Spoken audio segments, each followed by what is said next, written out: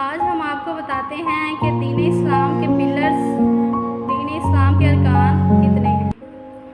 دین اسلام کے وہ ارکان جن پر ہمارے پیارے اور خوبصورت دین اسلام کی بنیاد کھڑی ہے، وہ کون کون سے ہیں اور ان کی تعداد کتنی ہے۔ سب سے پہلی بات تو یہ ہے کہ دین اسلام کے ارکان 5 ہیں، اور وہ 5 ارکان کون کون سے ہیں۔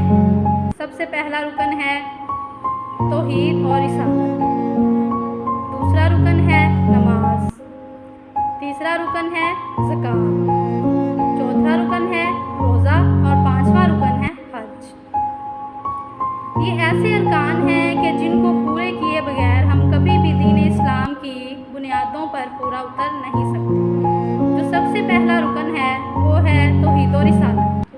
اس میں 2 چیزیں آتی ہیں۔ سب سے پہلی چیز لا الہ الا اللہ اور دوسری محمد الرسول اللہ صلی اللہ علیہ وآلہ وسلم۔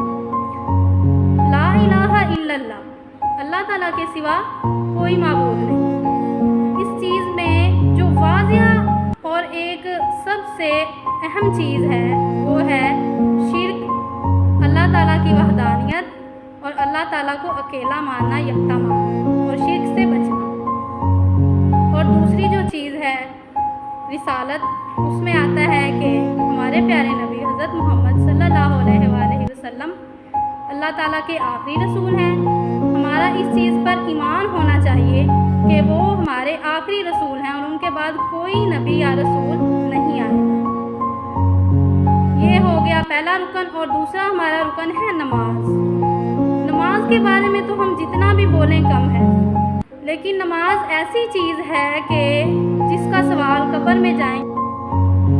نماز وہ چیز ہے جو مومن اور مشرک کے درمیان فرق کرتی ہے۔